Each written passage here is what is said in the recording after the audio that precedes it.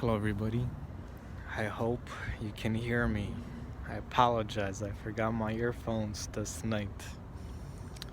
I have been extremely frustrated since recording chapter 1 because it poses two very serious questions.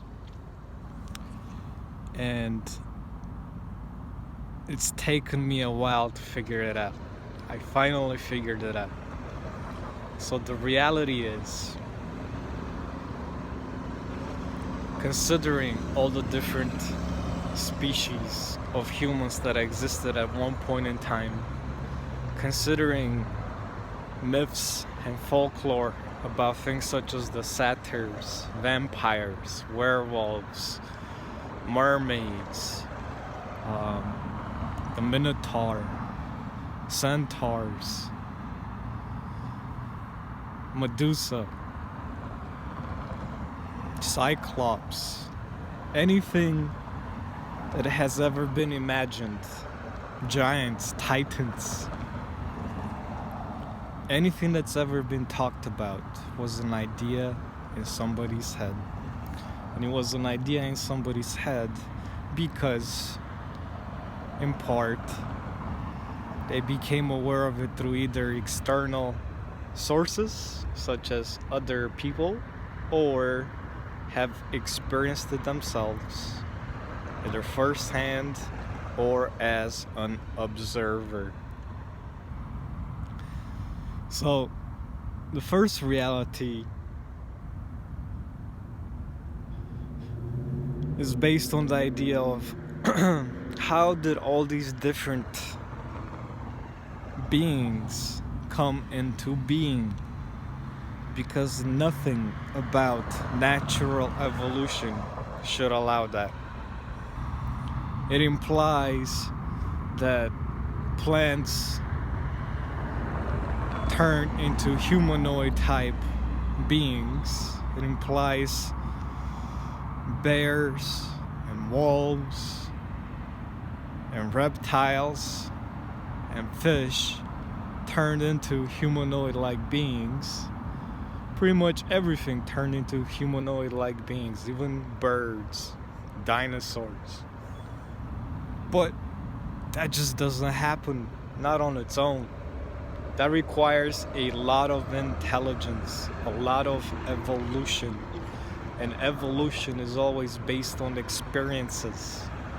How the genetic information is programmed through one's lifetime, so that when he passes the seed on through fertilizing an egg, the following human being that grows out of that fertilized egg carries a lot of the experience that the father experienced as genetic material. The same applies to the mother.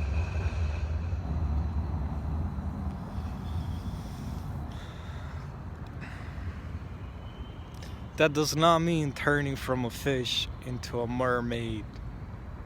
It does not mean turning from a massive dinosaur of gigantic proportions into a humanoid being or a reptilian. It just does not happen naturally. So how did it happen? That's the second question I've been dwelling on since I recorded chapter 1. How did the world come into being? Well, I've come to conclude that initially it was the rule of Gaia on her own, with a little interference from Uranus. And then later on, the interaction became stronger. But initially, when the relationship got to the point of having kids, such as Saturn, their kids would possess some of their intelligence.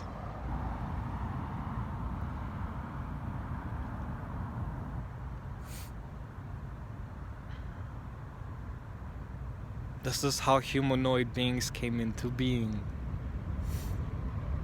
2 arms, 2 feet. Maybe more. Hard to say. Well, what happened afterwards? Some of these beings were changed, either genocided out and replaced, or genetically changed, until it got to the point of today where everybody looks the same, except some people have bigger heads than others. I believe the word is dolesophalic.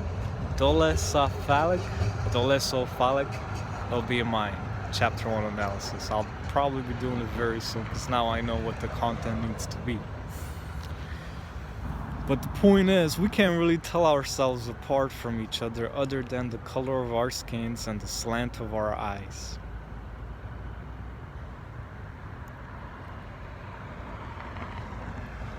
Now, this poses a serious issue. We all look the same because this is a result of our genetic programming.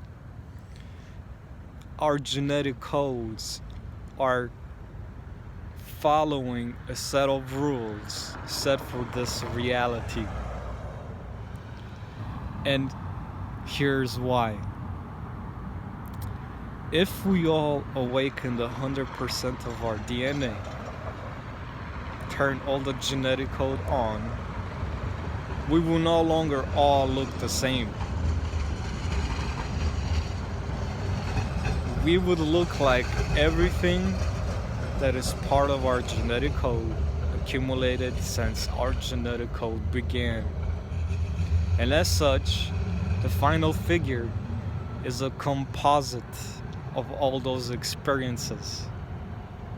They are not just based on color of the skin and slant of the eyes.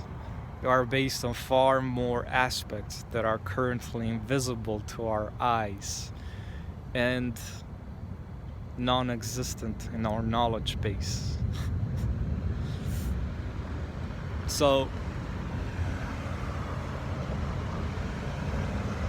let's say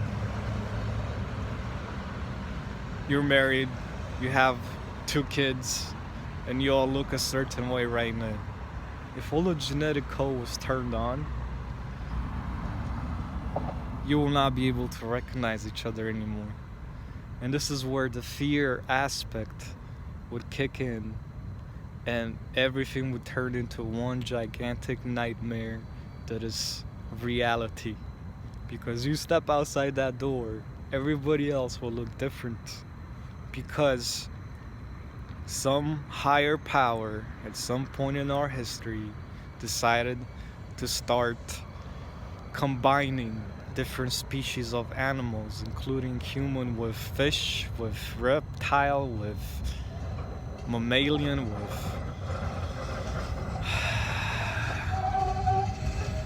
whatever has ever been imagined by anyone's mind. It probably existed, as long as it follows some basic anatomical guidelines, right?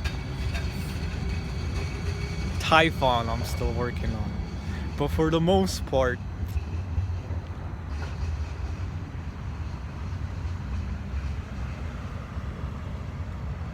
if everybody was turned on now, if the frequencies of fear dominating our reality and manifested as selflessness, selfishness. I am selfless, but most are not. Most are selfish. A reality ruled by money, right? A reality ruled by money dominates how people's characteristics develop. You're always trying to get that money, therefore you have to do things that require you to be fear-based frequencies. So